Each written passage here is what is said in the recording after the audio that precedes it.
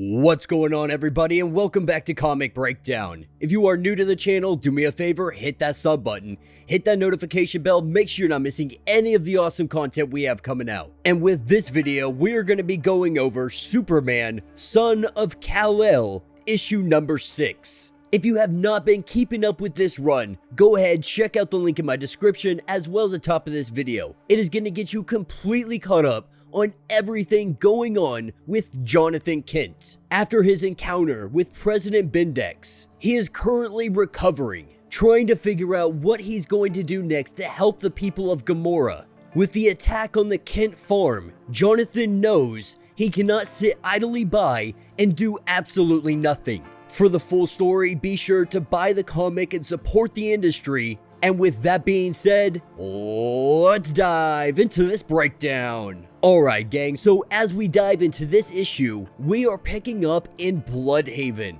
And what is happening in Bloodhaven is children are being kidnapped. What appears to be homeless kids, having no place else to go, sitting around a fire, they are quickly ambushed. They are thrown into a van, taken to a shipping yard, and shipped off without anybody being the wiser. With no witnesses to this going on, the only one that might have a beat on it is Batman, and a mysterious individual having the power to put people to sleep is aiding in the kidnap of these children, taking us to Batman having a conversation with Lois Lane. Now the Kent farm, it was supposed to be under observation of the Justice League. The only issue is President Bindex, they ended up using a crop duster and they used a person as the weapon. So the initial scans picked up nothing out of the ordinary, and this is why they were able to get away with that. More importantly, they need to figure out how Faultline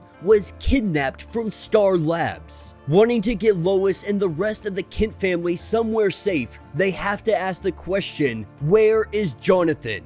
Jonathan is currently with Jay. Catching back up with him, they sit down and they have a conversation. And what we're seeing is an opportunity for these two to actually get to know one another. Sitting down on top of a building, having some pizza, we find out that Jay, he's been alone all of this time. He was experimented on so much in Gomorrah, and it all started with President Bindex. He came in and he won the election. He took everything over, becoming president. That was the last real election they ever had, because Bindex became a dictator, and with his dictatorship, it came the experiments. They experimented on all sorts of children until they got the results they wanted, Jay being one of those experiments. So much so, he got to the point where he could literally just fade into nothing. This is how he was able to escape, being able to fade through any kind of matter. But we also learned that the president before Bindex was actually Jay's mother. When he won the election, his mother had disappeared and he has never seen her since that day.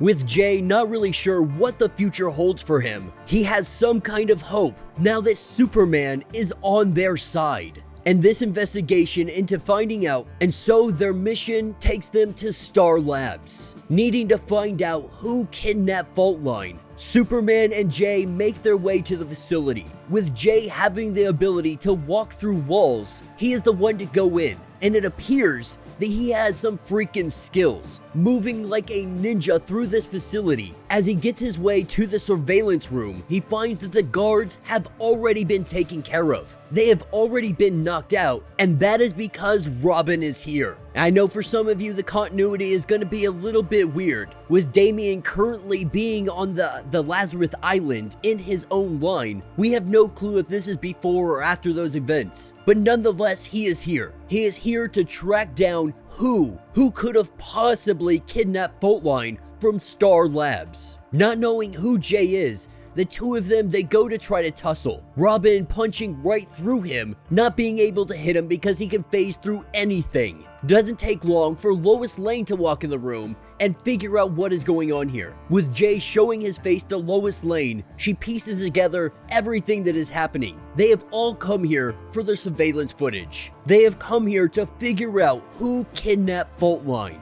and we have 3 individuals that seem to be responsible. Looking at the video, we have the same man who was able to put all of those children to sleep, along with a US Senator Henderson and the Gamoran ambassador to the US. This is the hard evidence they needed. This is the smoking gun. This links Gamoran government and a US senator to the attack on the Kent farm. Not only that, the Post-Humans Project. As everyone starts to discuss the plan, Robin has a conversation with Superman, saying that he is his best friend. He knows him better than anybody. He saw this relationship with Jay coming a mile away, and though he may try to hide it, Robin is picking up on the signs. He recognizes it, and he lets him know, "I'm happy for you." And one of the first times ever, we are seeing Robin smile with a smirky look on his face, not saying anything to anybody. This is when Lois comes over and lets them know they have a bead on the senator, on a freighter headed out to the ocean. This is where they will find him, needing him to come back and answer for his crimes. To be interrogated by Batman, Jonathan flies off into the sky to go intercept. And it doesn't take long for Superman to arrive at this freighter. Looking around the ship and doing his scans, he sees that there are people inside of these containers. Ripping them open, he sees the kids that had been kidnapped from Bloodhaven. And as he processes what he is about to do next, this is when he is attacked, getting hit with a blast of heat. This does not stop his stride for 1 second. This may not hurt him, but it will hurt this ship. Doing what he can to save as many people as possible, we have our mystery individual showing up and trying to put Superman to sleep. This affects his head, but it does not put him down. Recognizing he can't take this for too long, knowing that eventually he will succumb to it. But right now he has 2 obligations: to get the senator and save all of these kids. Moving at super speed, he grabs both of them and he hightails it out of there, getting the children to safety and then taking the senator to Batman. But first, Jonathan has his own questions, taking him up into the sky and interrogating himself. He brings the senator down to Jay. Now, at this point, Superman is already supposed to be bringing him to Batman. The only thing is, the information that he is holding is very important. It is going to be very important to Jay because he learns that his mother is actually alive, that President Bindex has kept her alive this entire time. And so we are taken to President Bindex, being informed that Superman had intercepted the senator and their operations. Though this is a setback for them,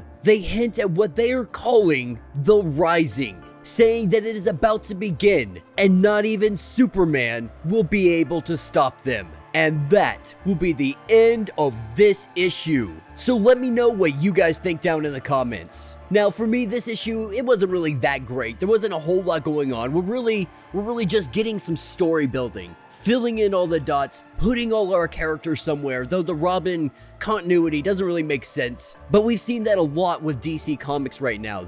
They're putting characters like Superman, who's on Warworld, but he's also in the Justice League line, and not letting us know exactly what time frames we're looking at for all of these comics. Maybe I missed something, maybe they put something out that I haven't seen yet, but as it stands, the continuity seems to be pretty messed up lately. And you could definitely argue that that's, extremely common for DC Comics. But really, we're just seeing character development. We're finding out who Jay is, finding out that his mother used to be the president of Gamora. And of course, there's been speculation that Jay might actually be some kind of spy, be working against Superman, trying to get on his good side. And that could very well be possible. With Jay just finding out that his mother is alive, I'm not sure if he was necessarily working with President Bindex, unless he already knew this information, and he was having it used against him as leverage. And in one of the previous issues, we did see Jonathan sit down and have a conversation with Lex Luthor, with him off dealing with Batman Incorporated.